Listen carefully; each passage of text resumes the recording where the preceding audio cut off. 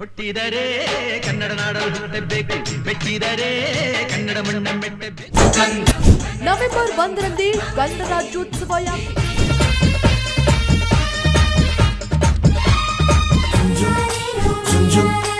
ಕನ್ನಡ ರಾಜ್ಯೋತ್ಸವ ಯಾಕೆ ಆಚರಣೆ ಮಾಡ್ತೀವಿ?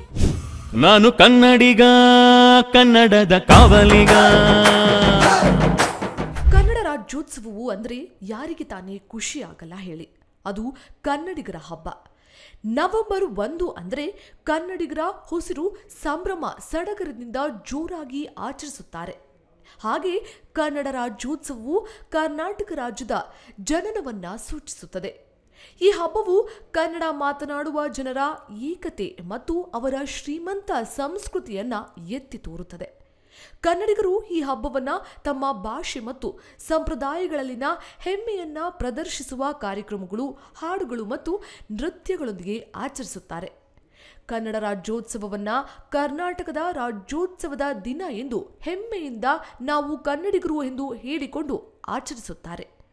ಪ್ರತಿ ವರ್ಷ ನವೆಂಬರ್ 1ರಂದು ನಾವು ಕರ್ನಾಟಕದ ರಚನೆಯನ್ನ ಆಚರಿಸುತ್ತೇವೆ. ಇದು 1956ರಲ್ಲಿ ರಾಜಪ್ರಭುತ್ವದ ರಾಜ್ಯಗಳು ಮತ್ತು ಕನ್ನಡ ಮಾತನಾಡುವ ಪ್ರದೇಶಗಳು ಕರ್ನಾಟಕದ ವಿಶೇಷ ಭಾಷೆ ಮತ್ತು ಸಂಸ್ಕೃತಿಯನ್ನ ಗುರುತಿಸಲು ಮತ್ತು ಆಚರಿಸಲು ಶುರು ಮಾಡಿದ್ರು.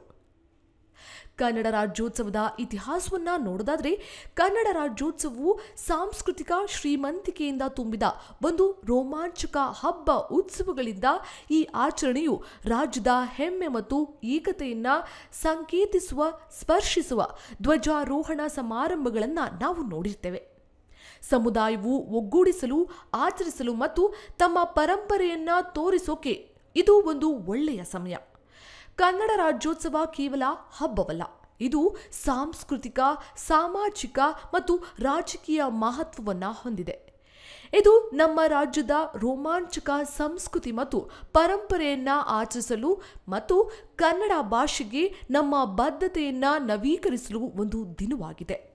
ಈ ದಿನದಂದು ಹಿಂದಿನ ರಾಜಪ್ರಭುತ್ವದ ರಾಜ್ಯಗಳಾದ ಮೈಸೂರು, ಹೈದರಾಬಾದ್ ಮತ್ತು ತಿರುವಂಕೂರ್, ಕೊಚ್ಚಿನ್ ಹಾಗೆ ಮದ್ರಾಸ್ ಪ್ರೆಸಿಡೆನ್ಸಿಯ ಕನ್ನಡ ಮಾತನಾಡುವ ಪ್ರದೇಶಗಳು ವಿಲೀನಗೊಂಡು ಕರ್ನಾಟಕ ರಾಜ್ಯ ರಚಿಸಿದ್ರು. ಈ ದಿನವನ್ನ ರಾಜ್ಯ ರಜಾದಿನವೆಂದು ಘೋಷಿಸಲಾಯಿತು.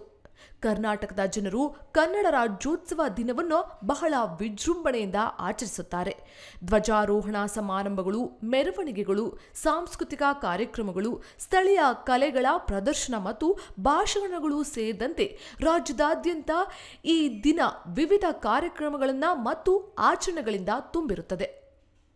ನಮ್ಮ ಕರ್ನಾಟಕ ರಾಜ್ಯೋತ್ಸವದ ಇತಿಹಾಸವನ್ನ ನೋಡೋದಾದ್ರೆ, 1950ರಲ್ಲಿ ಆಲೂರು ವೆಂಕಟರಾವ್ ಅವರು ಕರ್ನಾಟಕ ಏಕೀಕರಣ ಚಳುವಳಿಯನ್ನು ಪ್ರಾರಂಭಿಸಿದ್ರು.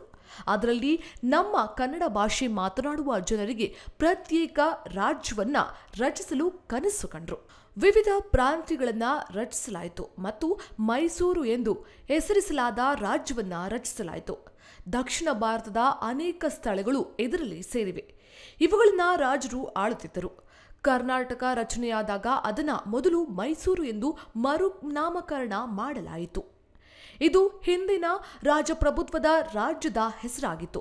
ಆದರೆ ಉತ್ತರ ಕರ್ನಾಟಕದ ಜನರು ಈ ಹೆಸರನ್ನ ಬೆಂಬಲಿಸಲಿಲ್ಲ ಮತ್ತು ಹೆಸರನ್ನ ಬದಲಾಯಿಸಬೇಕೆಂದು ಒತ್ತಾಯಿಸಿದ್ರು. ಈ ಕಾರಣದಿಂದ ನವೆಂಬರ್ 1, 1973ರಂದು ಹೆಸರನ್ನ ಕರ್ನಾಟಕ ಎಂದು ಬದಲಿಸಲಾಯಿತು. ಹೆಸರಿನ ಬದಲಾವಣೆಯನ್ನ ಎಲ್ಲರೂ ಹೊರತುಂಬಿಸಿದ್ರು. ಕರ್ನಾಟಕ ಎಂಬ ಹೆಸರು ಉನ್ನತ ಭೂಮಿ ಎಂಬ ಅರ್ಥವನ್ನ ನೀಡುವ ಕರುನಾಡು ಎಂಬ ಪದದಿಂದ ರೂಪುಗೊಂಡಿದೆ. ಕನ್ನಡ ಮತ್ತು ಕರ್ನಾಟಕ ಎಂಬ ಹೆಸರು ಕರ್ನಾಟಕದ ಜನರ ನಡುವೆ ಏಕತೆಯನ್ನ ಹುಟ್ಟುಹಾಕಿದೆ.